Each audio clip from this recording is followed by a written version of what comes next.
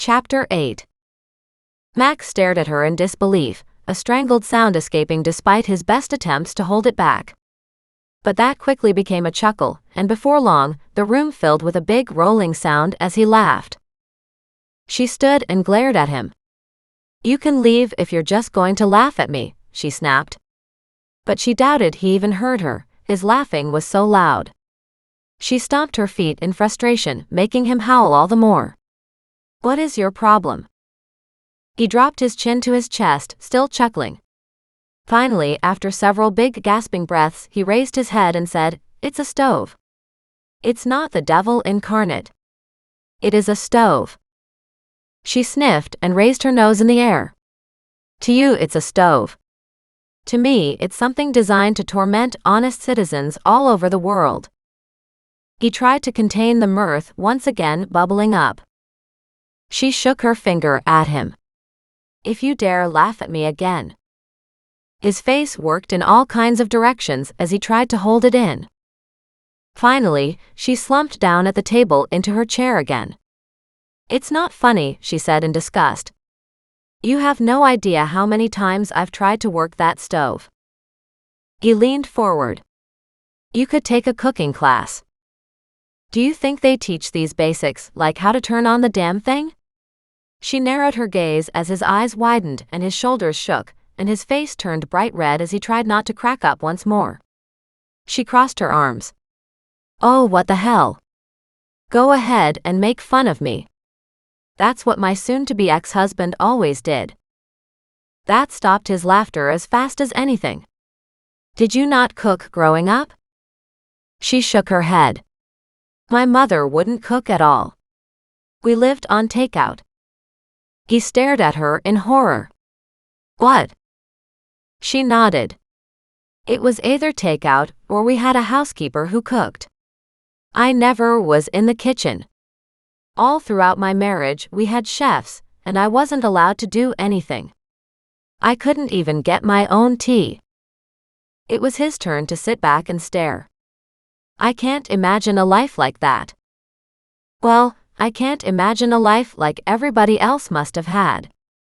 It seems like I was raised in an entirely different way from the rest of the world. I married into a similar atmosphere, and now find myself completely flummoxed by the basics." He glanced around the kitchen, then back at her, a speculative look on his face. "How are you surviving if you can't cook?" She shrugged. "I can make cheese and crackers."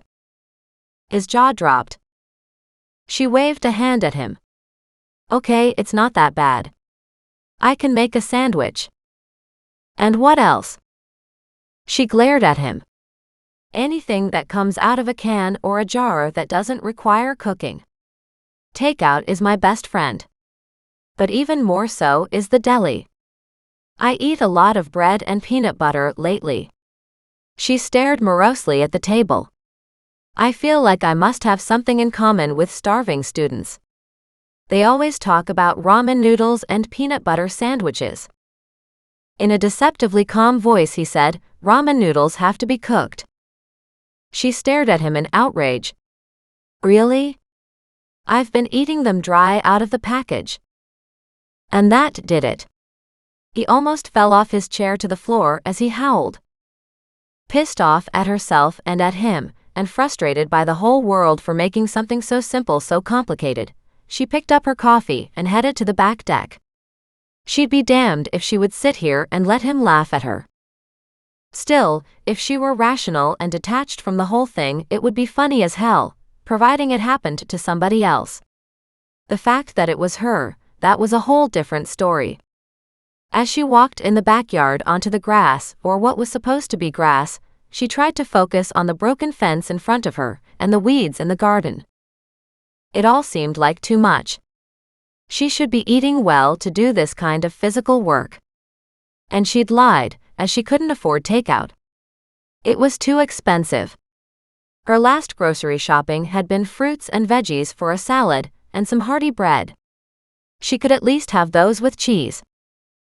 "I'm sorry," Max said from behind her. Her shoulders stiffened and then relaxed. "Whatever. I'm glad it made somebody's day." I could show you if you want. She froze. She didn't know how to take his offer. Was he being genuinely helpful, or did he just want his funny bone tickled every time he came over? Because she knew he'd find her inability to do anything in the kitchen amusing. She didn't have anything left but her pride, and that hadn't gotten her anywhere so far. She turned to look at him, studying the sincerity in his face. Show me what? Well, we could start with lighting the stove, he said with a big smile. She glared at him, but was cutting her nose off to spite her face if she said no. And I want you to show me how you make the coffee. Mine never tastes the same. He nodded solemnly.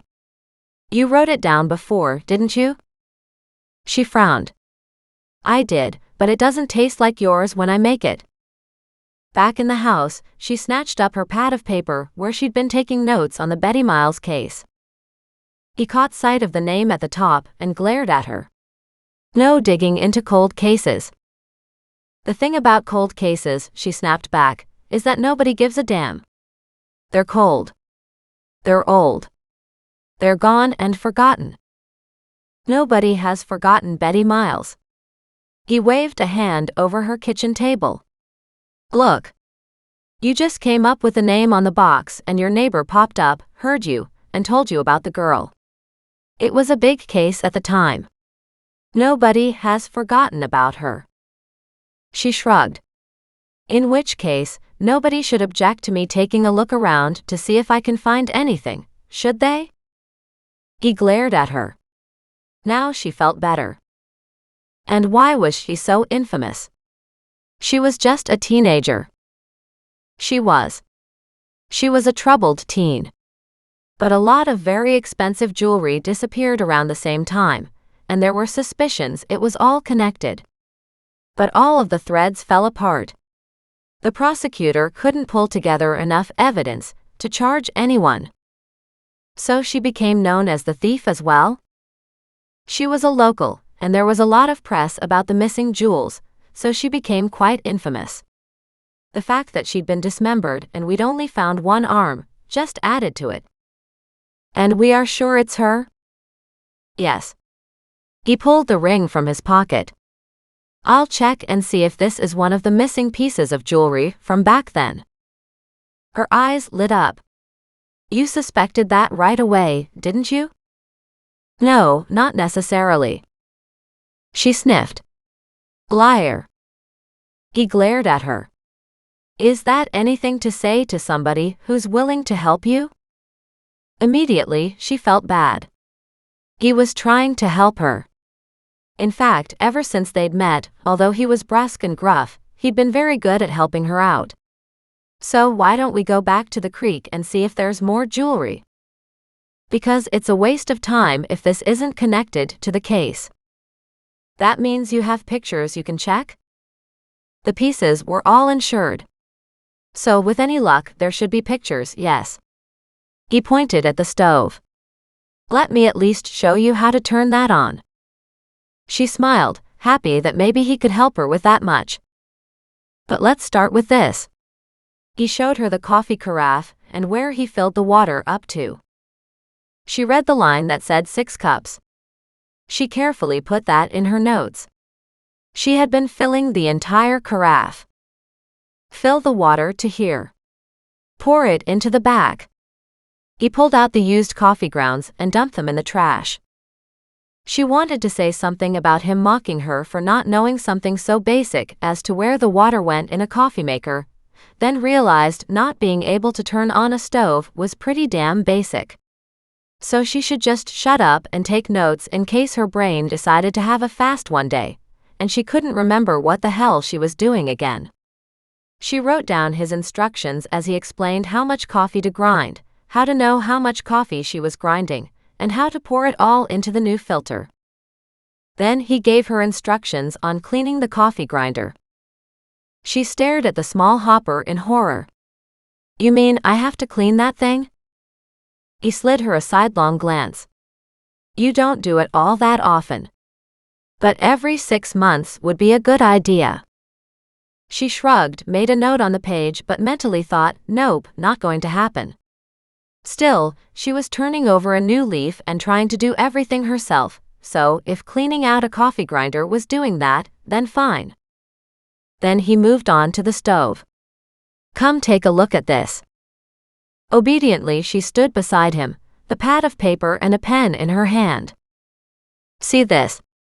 He pointed at all the knobs in the front. She nodded. It really hurt her ego to have somebody explain this to her. This one's for the back left burner. This one is for the back right. This is for the front right. This one is for the front left. She looked at the knobs. How do you know that? He glanced at her in surprise. That's what these letters mean down here. The letters were so worn off she couldn't see them. In fact, she wasn't sure she'd ever seen them. How did you know that? She waved at the stove knobs.